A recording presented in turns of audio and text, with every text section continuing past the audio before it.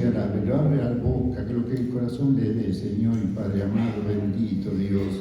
Oh Señor, cómo no alabarte, cómo no engrandecerte, cómo no glorificarte, Señor, cómo no reconocer lo que tú eres y haces en nuestras vidas, Padre, en tu iglesia, Señor, en nuestras familias, en esta humanidad, Señor. Aunque no te conozcan, Señor, tú estás trabajando, moviéndote todos los días para poder reconocerte a ti, oh Dios verdadero, y a Jesucristo nuestro Señor y Salvador. Por eso te damos gloria en este día, Señor, y ahora te pedimos que nos hables al entendimiento, pero que ese entendimiento llegue al corazón para que esa vida salga, Señor, como río de agua de vida, Padre, porque eres tú el que la está enviando a través del Espíritu Santo. Oramos eso, Señor, en el nombre de Jesús. Amén y amén. Gloria a Dios. Bueno, como todos deben saber, hay 4 evangelios. ¿Sí? Hay más, pero los demás son apócrifos.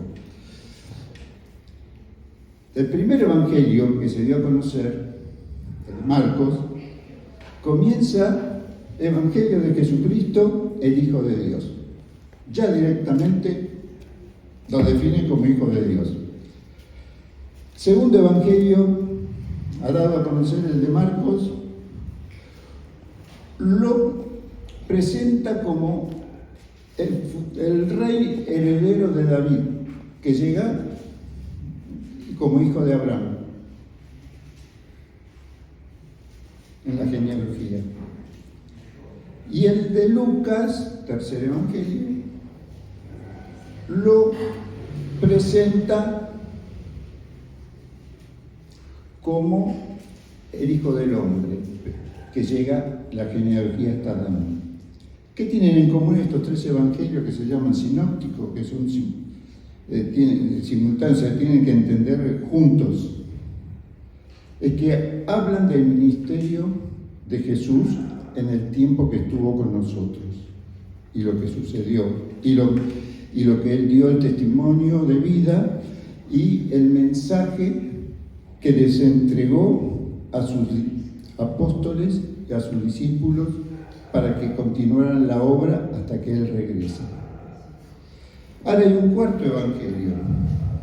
Ese cuarto evangelio que cierra la biblioteca de libros del Nuevo Testamento, llamado el canon del Nuevo Testamento, es el Evangelio de Juan. Apóstol de Jesús. El apóstol del amor, algunos lo definen como tal. Pero este evangelio no se basa tanto en la genealogía de Jesús como ponen los otros 3 evangelios, sino va mucho más allá. Comienza con la palabra en el principio era el Verbo, era Dios, y el Verbo era con Dios. No dice que Dios estaba con sí mismo. El Verbo era con Dios, o sea que había otro verbo que era con Dios.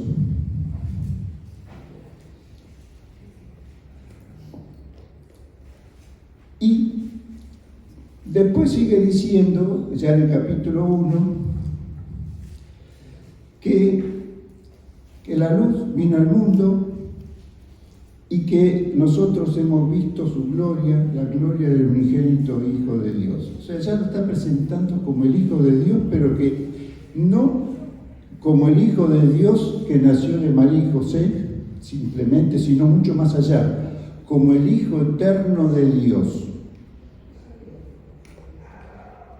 que se humanizó, se hizo hombre a través del nacimiento virginal de María, que es un acto milagroso del poder del Espíritu Santo en la matriz de esta joven mujer.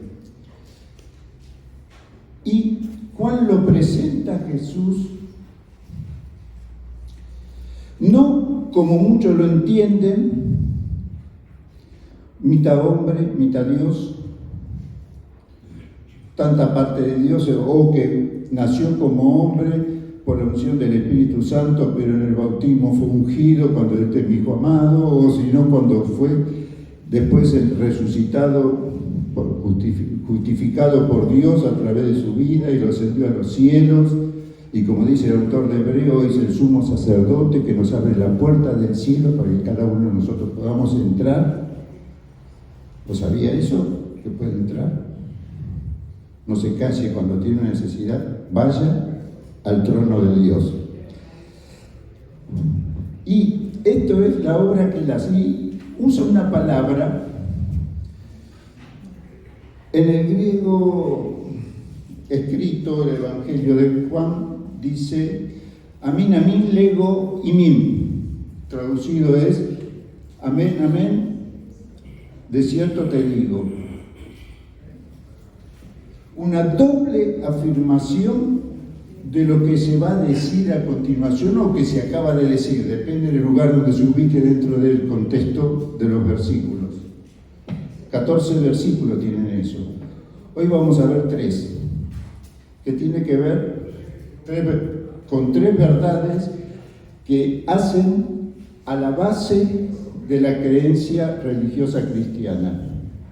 Y cuando digo creencia religiosa no hablo de lo que es el culto, sino de la relación del hombre con Dios. Y esto tiene que ver mucho.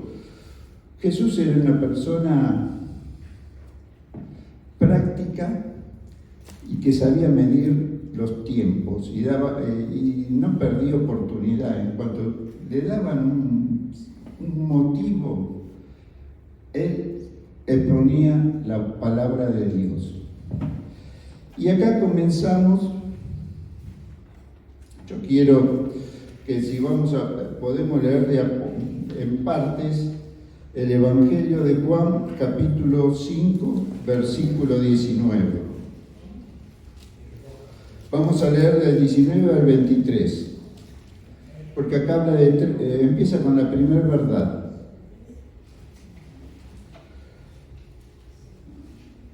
El presentador es Juan, que dice, respondió entonces Jesús y le dijo, o sea, el autor del Evangelio le pone en palabras de Jesús. Tal vez no sean las verdaderas palabras que usó Jesús, porque Jesús hablaba en arameo y el Evangelio está escrito en griego, o sea que hay una traducción, pero el sentido que Juan le está dando a sus primeros lectores es el correcto. Y las traducciones de la Biblia que tenemos nosotros, en especial Reina Valera, inclusive hasta la Biblia de Jerusalén, tienen muy buenas traducciones del griego al actual. ¿Qué dice? De cierto os digo. Esto es el amín, lego, imín. No puede el Hijo hacer nada por sí mismo, sino que lo que ve hacer al Padre, porque todo lo que el Padre hace, también lo hace el Hijo igualmente, porque el Padre ama al Hijo y le muestra todas las cosas que Él hace, y mayores obras que ésta le mostrará, de modo que vosotros maravilléis, porque como el Padre levanta a los muertos y le da vida, así también el Hijo a los que quiere da vida. Porque el Padre a nadie juzga, sino que todo el juicio dio al Hijo, para que todos honren al Hijo como honran al Padre. El que no honra al Hijo, no honra al Padre que le envió. Y podríamos agregar a esta primera gran verdad del versículo 30, que no forma parte de la prédica de hoy. No puedo hacer yo nada por mí mismo, dice, sino según hago, así juzgo, según oigo, así juzgo, y mi juicio es justo, porque no busco mi voluntad, sino la voluntad del que me envió, la del Padre. Amén. Es palabra de Dios. Lo primero que hemos leído, los primeros 23 hasta el versículo 23, ¿cuál le ponen palabras en boca de Jesús?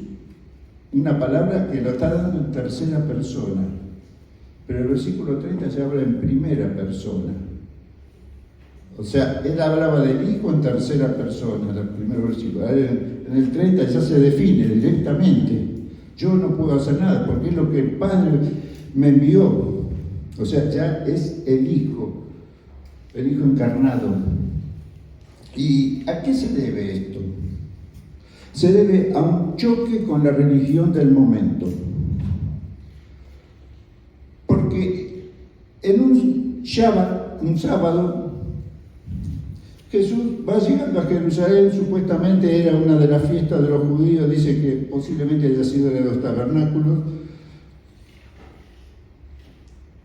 Va caminando y se encuentra que en un estanque de Betesda, que es normalmente conocido como Casa de Misericordia, había ciegos, cojos, inválidos, postrados. Y Jesús pasa y mira una persona postrado, que dice la Biblia que hacía 38 años que estaba así, casi tanto como los años que pasó Israel en el desierto para llegar a la tierra prometida, salir de la esclavitud y entrar a la tierra prometida. Lo mira y le dice: ¿quieres ser sano? Y el hombre le dice que sí, de una manera muy compleja. Y mire, ahí a veces pasan los ángeles, revuelve las aguas y el primero que llega queda sano de la dolencia que tenga. Y dice: pero yo porque acá postrado siempre llego tarde. Y Jesús le dice: toma tu lecho y anda. Y él hizo caso y él empezó a caminar. Esto produjo entre los religiosos judíos un problema serio, porque le dijeron al hombre: ¿no te es lícito llevar eso en día de descanso, en Shabbat? Y el hombre, como haríamos cualquiera de nosotros, dice: pero aquel hombre me dijo, levántate, toma tu lecho y anda, y yo le hice caso. Y los judíos dijeron: ¿quién es? No sé, ya no está. Jesús ya no estaba ahí. Días después lo encuentra en el templo. Y en el templo le dice: bueno, has sido sanado, vete, ahora no peques más para no tener una consecuencia mayor. Entonces ahí fue y le dice a los judíos este hombre quién era el que lo había sanado, Jesús. Y entonces ahí lo que hicieron ya los judíos, lo empezaron a perseguir y lo querían matar. Primero, no solo porque Jesús había sanado el sábado, porque había incitado a pecar al hombre, que no podía llevar carga el día de reposo. Y él decía: Jesús me dijo que la lleve. O sea, Jesús es el instigador de pecado. Así lo estaban considerando los religiosos. Y cuando se le enfrentan a Jesús, Jesús dice: mi padre también trabaja, y yo también trabajo. Entonces ahí ya se armó la grande, terrible. ¿Cómo? Encima que enseña a pecar a los demás, se hace igual a Dios diciendo que es su hijo. Bueno, acá empieza el argumento de Jesús, la primera doctrina de la fe cristiana. Jesús, como Hijo de Dios, tiene toda autoridad. Si Dios no trabajara los domingos para los cristianos, o los sábados para los judíos, o los viernes para los musulmanes, o no sé qué día para los chinos, cualquier otra religión, el mundo no existiría. Y sin embargo, el Padre Eterno trabaja, y el Hijo Eterno encarnado en Jesús trabaja cada día. El autor de Hebreo dice que hoy trabaja como sumo sacerdote hasta que vuelva. O sea que está trabajando hoy por cada uno de nosotros.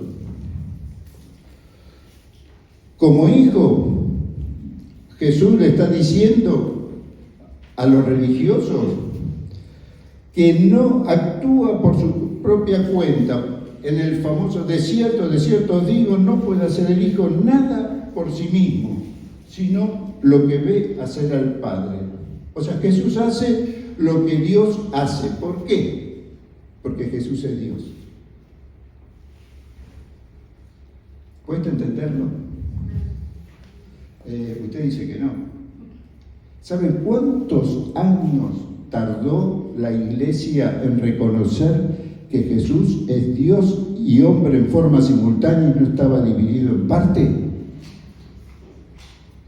Según nuestra era, 451 años en el Concilio de Calcedonia. Ahí se definió realmente que la esencia de Jesús era totalmente Dios y totalmente hombre, porque si vino, se identificó con nosotros, sufrió igual que nosotros, creció igual que nosotros, murió igual que nosotros, pero la diferencia es que no asumió el pecado, porque él no tuvo pecado.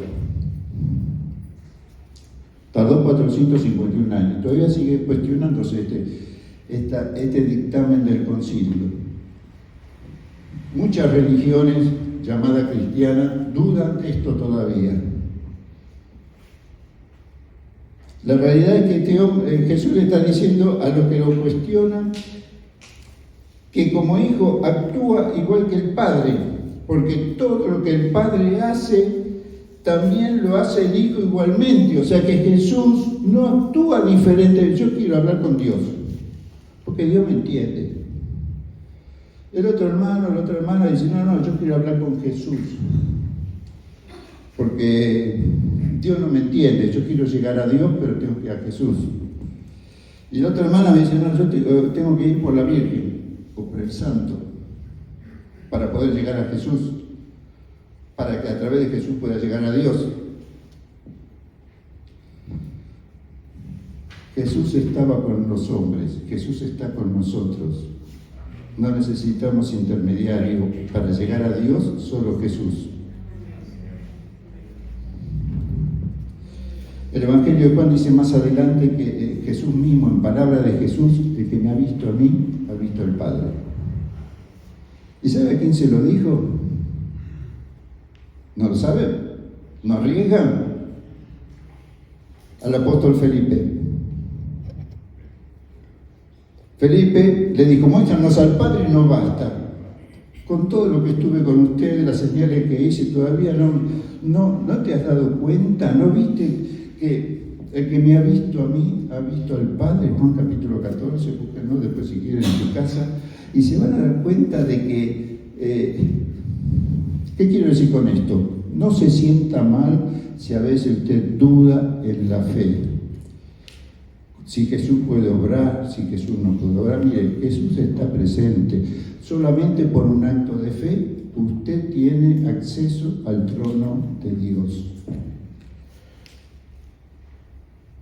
Tercero, su relación con el Padre se basa en amor. Porque Jesús le está diciendo, porque el Padre ama al Hijo y le muestra todas las cosas que él hace. O sea, no se lo muestra para sacarse un peso de encima y que trabaje el Hijo por el Padre, ¿sí? Como muchos de los humanos a veces tratamos de tener hijos para que después nos mantengan. Trabajan de igual manera los dos. Cuarto, el amor del Hijo hacia el Padre lo llevará a completar el plan eterno de salvación de Dios, porque cuando dice mayores obras que éstas le mostrará, de modo que todos maravilléis. Y acá está hablando un poquito más allá de la muerte, que vamos a tocar después en las otras dos verdades. Como hijo, tiene la misma autoridad que el Padre para dar esperanza de vida, para dar vida, porque como el Padre dice, levanta a los muertos y le da vida, así también el Hijo a los que quiere da vida. No todos van a tener vida eterna, no todos van a ser salvos. Les anticipo la tercera verdad, pero todos van a resucitar. Y después vemos por qué y en qué momento.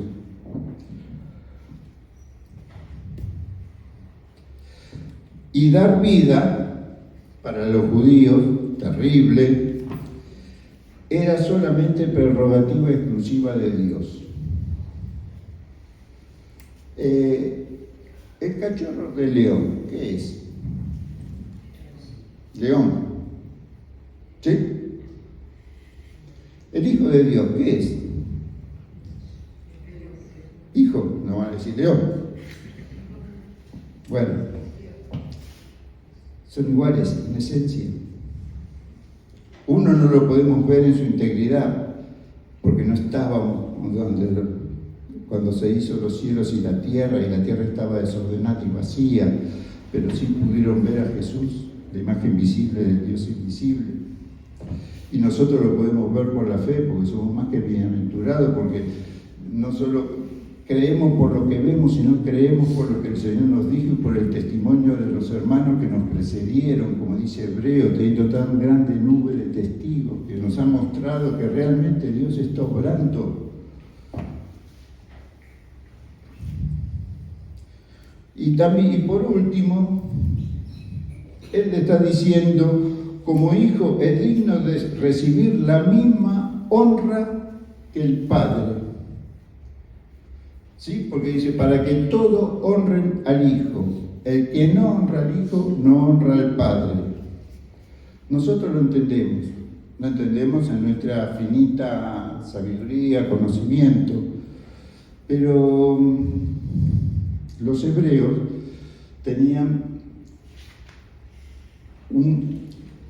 una conducta de reverencia. La palabra que usaban ellos era shalax, que es enviado, mensajero. O sea, el mensajero del rey recibía la misma honra que el rey. Era como si el rey estuviera. Jesús en este momento se está mostrando y le está diciendo que la honra que ustedes dicen que le dan al Padre también me corresponde.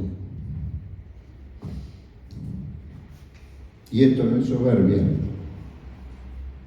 Esto es una relación con Dios. Segunda verdad. La encontramos en el versículo 24, una doble afirmación de esta verdad. De cierto os digo, el que oye mi palabra y cree al que me envió, tiene vida eterna. Y no vendrá condenación, mas ha pasado de muerte a vida.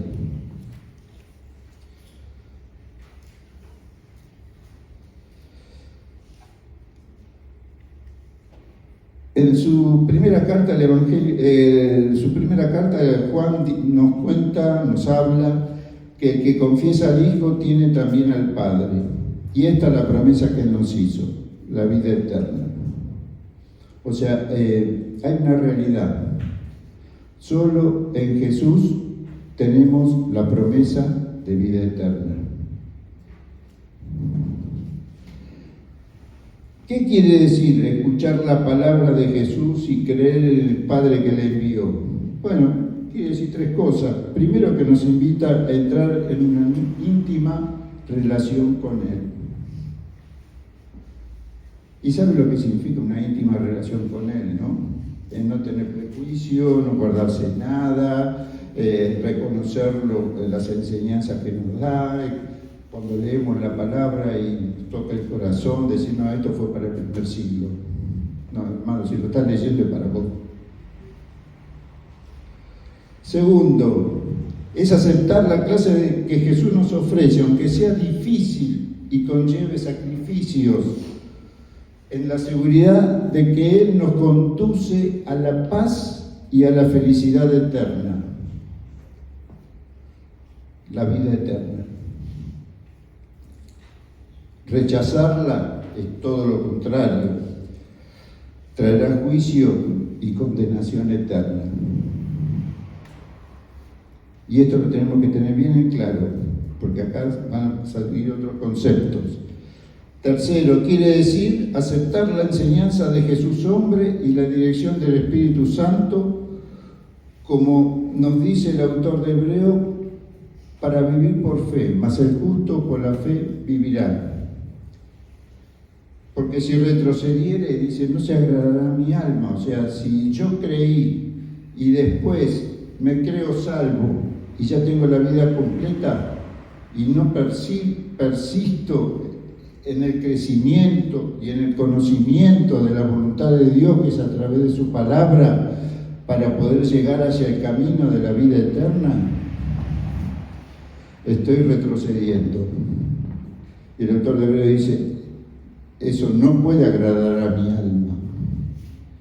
No puedo decir, Señor, yo me salvé por tu promesa, pero mi vida sigue siendo la misma que antes. Terrible. Y acá tenemos una advertencia del autor de Hebreos: horrenda cosa es caer en manos del Dios vivo. Terrible.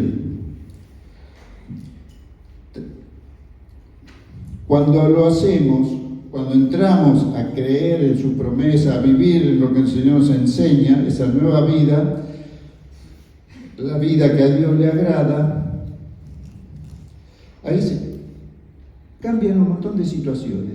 Primero, el juez, que es Dios, llega a ser el Padre. Ya no lo tenemos Dios Padre. Yo tengo una costumbre con Dios desde chico. Yo tuteaba a mi papá. Mi papá no tuteaba al suyo, o sea, a mi abuelo, siempre lo trató de usted. Y muchas personas, en muchos países que están en Colombia también se trata de usted, es difícil de tutear. Venezuela no sé si también, porque en realidad en la misma nación, en la colonia. Pero el tuteo para mí con Dios no es falta de respeto. Cuando yo digo, Padre mío, Señor mío, Dios, te quiero decir esto, le estoy hablando con el corazón, con la manera de que yo me comunico con cualquier otra persona que está a mi alrededor, porque Dios entiende cada uno de nosotros. Dios habla más idioma que la persona que tenga conocimiento de idioma en este mundo. La distancia con Él ya no existe, porque el Espíritu Santo muere en nosotros por Jesucristo, que nos lo ha enviado. La enemistad ahora se convierte en confianza. Ya no soy enemigo de Dios, tampoco soy un aliado. ¿Por qué? Porque gracias a Él ahora soy un hijo adoptivo. No como Jesús, que era hijo natural, sino un hijo adoptivo por la sangre de Jesucristo. Y el temor se convierte en amor. Segundo, revemos nuestra relación con el prójimo, con nuestros semejantes. Ya no me son indiferentes. Toda esa indiferencia se transforma en una preocupación por mi prójimo. ¿Qué es lo que le está pasando a mi hermano? ¿Qué es lo que le está pasando a mi vecino? ¿Qué es lo que está pasando al barrio, al país? Ya no critico tanto, sino que empiezo a ver qué es lo que está pasando y qué es lo que puedo hacer para poder traer el reino de Dios y su justicia donde justamente hay caos y tribulación. El odio se convierte en amor. El egoísmo deja paso al servicio, que se ocupe otro. No, Señor, aquí estoy yo. Envíame a mí, como dijo Isaías. ¿Quién irá? Y bueno, envíame. Y lo más interesante, a mi hermano no me lo trago. Bueno, el rencor se convierte en perdón. Difícil, ¿no? Bueno, este es el cambio de vida que Jesús propone hoy. Y tercero, nos replanteamos la vida conforme al plan que Dios tiene para cada uno de nosotros. No somos todos patitos, que mamá patito va adelante y todos lo seguimos. Si está en el agua, nadamos todos. Si está en la tierra, caminamos todos. Y si come mamá y papá, comemos todo. Cada uno tiene que buscar, no solo en la fe, su crecimiento espiritual, sino en la sociedad, su crecimiento social. La indiferencia se transforma en una preocupación por el prójimo, la debilidad pasa a ser la fuerza que trae esperanza. Me cuesta este estudio, me cuesta este trabajo. Bueno, esa debilidad que tenés hoy, Dios te la convierte en fortaleza, en esperanza. El fracaso es la segunda vez que doy un examen y no lo paso. Terrible. Deja lugar a la elaboración de nuevos proyectos. ¿Qué me está diciendo Dios? ¿Es que no es el camino que yo tengo o que tengo que rever la forma en que estoy estudiando para rendir y salir aprobado? Es Dios el que produce en ustedes el querer como el hacer por su buena voluntad. Y la tensión del diario vivir desaparece. ¿Por qué? Porque sabemos que el Padre nos cuida. Jesús dijo que valemos mucho más que los pajaritos. Si Él le da de comer a ellos, ¿por qué no nos va a dar de comer a nosotros que nos hizo hijos por su amor? La persona que acepta a Cristo ha pasado de muerte a vida. Ya en este mundo la vida se convierte en algo nuevo y emocionante. Y en el mundo por venir, la vida eterna de Dios se convierte en una seguridad porque Jesús lo ha prometido. No sabemos cómo va a ser, pero hay una promesa. Y si usted ve esa promesa en las caras de las personas que están por partir, el momento más trascendental de la vida, usted ve un cristiano y uno que no lo es. El cristiano tiene la seguridad de que un día lo verá cara a cara el Señor y nos esperará cada uno de nosotros. El que no tiene esperanza se lamenta, se angustia, tiene miedo, quiere un día, un segundo más de vida. Pablo lo dijo muy simple: Señor, para mí vivir es Cristo, pero morir es ganancia. O sea, paso todo lo que tenga que pasar, paso la decaída en la vida. ¿Por qué? Porque esto es la vida que Cristo me ha dado y yo tengo, gracias hermano, y yo tengo que testificar de ti. Pero si tú me llamas, ahí gané. Yo ya no sé qué decir, Señor, pero mientras estoy acá, bueno, voy a seguir hablando, predicando, mostrando, Señor, la grandeza de aquel que nos amó.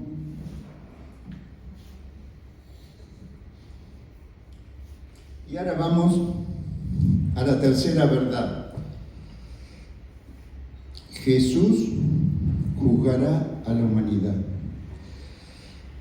Los versículos 25 al 29. De cierto os digo, viene la hora, y ahora es cuando los muertos oirán la voz del Hijo de Dios, y los que la oyeren vivirán.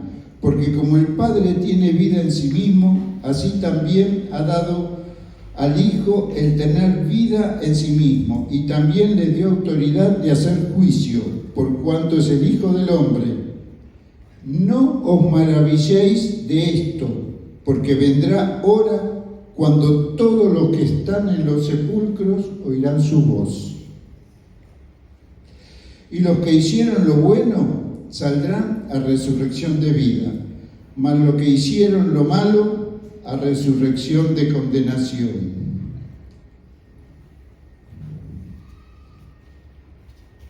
Entierra al muerto donde quiera. Créemelo, hágalo ceniza. Tírelo al mar o al viento para donde lleven la ceniza. Jesús dice que hay un momento en que se va a oír su voz. Y como dice Pablo a la iglesia de Tesalónica, cuando está imaginándose ese momento glorioso, cuando el Señor llegue en su gloria y hay un comité de bienvenida que acá lo está recibiendo mientras las huestes del cielo van bajando, que dice, los muertos en Cristo resucitarán primero. Gloria a Dios, son los que esperan en el Señor. Y aquellos que hemos quedado, seremos transformados y recibiremos al Señor en las nubes. ¡Aleluya! ¡Gloria a Dios! Ese es el comité de esperanza de bienvenida de la iglesia.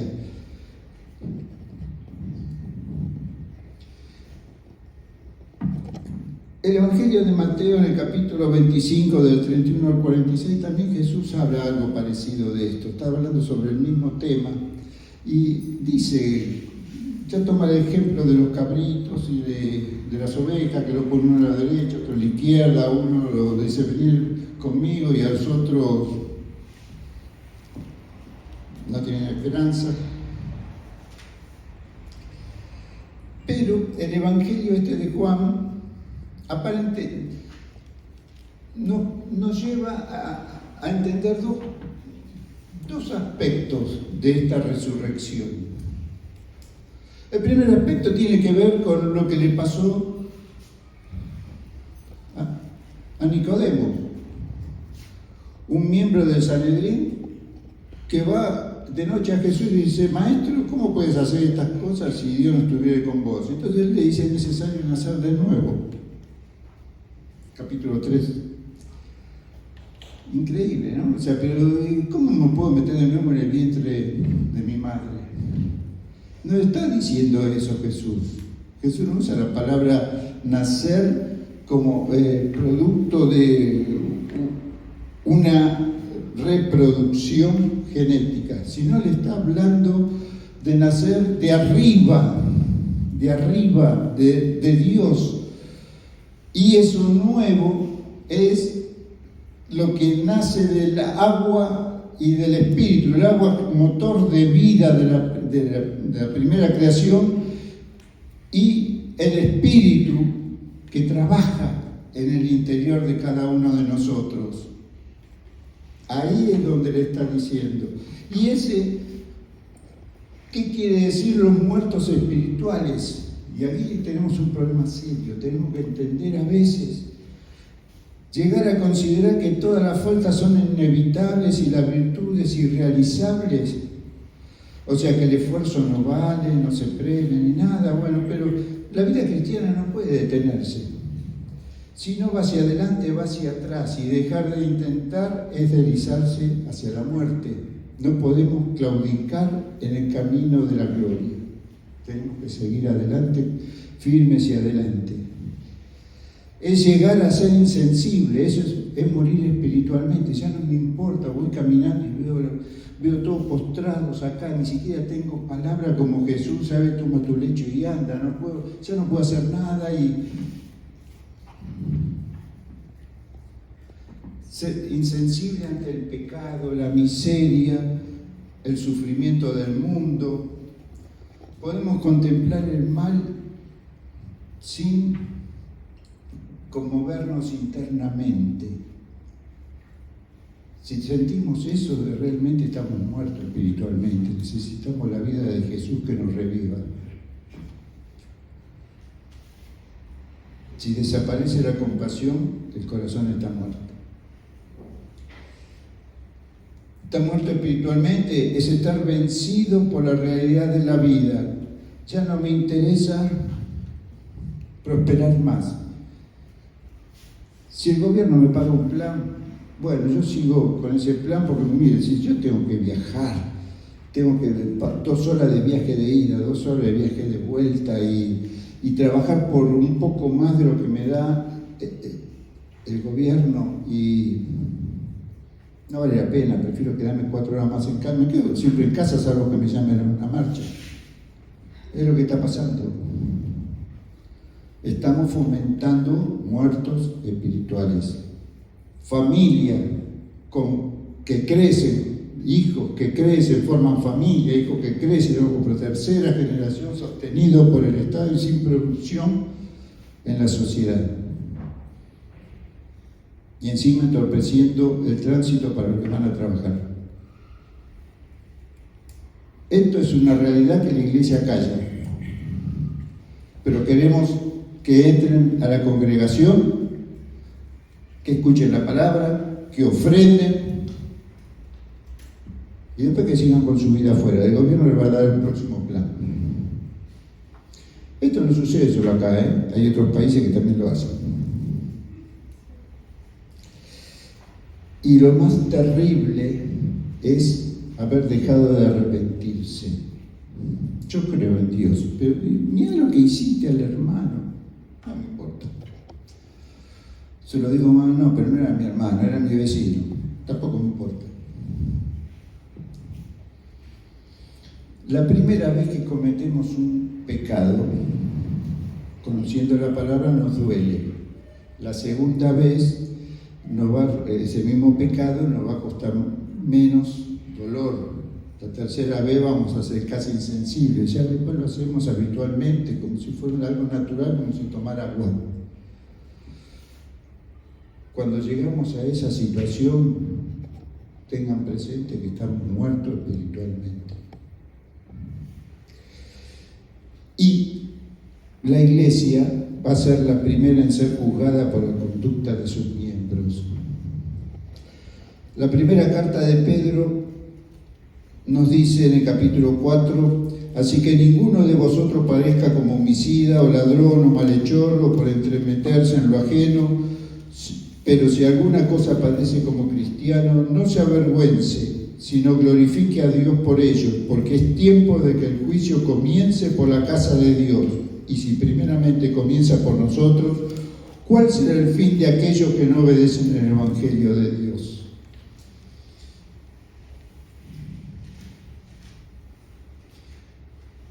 La segunda acepción de la resurrección, Apocalipsis nos habla de dos resurrecciones. La primera corresponde, en el capítulo 20, verso 4, a las almas de los decapitados por causa del testimonio de Jesús y por la palabra de Dios, o sea, por los creyentes, por los que vivieron conforme a la voluntad de Dios. Los que no habían adorado a la bestia ni a la imagen, y que no recibieron la marca en su frente ni en sus manos, y vivieron y reinaron con Cristo 1000 años. O sea, hay una corona de gloria, una corona como la que el apóstol Pablo esperaba, y ahora me espera la corona de justicia que Dios ha preparado para todos los que le aman. La segunda, y esta es terrible, es ante el gran juicio del trono blanco. Apocalipsis 20, capítulo 2 y versículo 15, 2 solo le leo. Y vi a los muertos grandes y pequeños, de pie ante Dios, y los libros fueron abiertos. Y otro libro fue abierto, el cual es el libro de la vida, y fueron juzgados los muertos por las causas que estaban escritas en los libros según sus obras. Y el que no se halló inscrito en el libro de la vida fue lanzado al lago de fuego.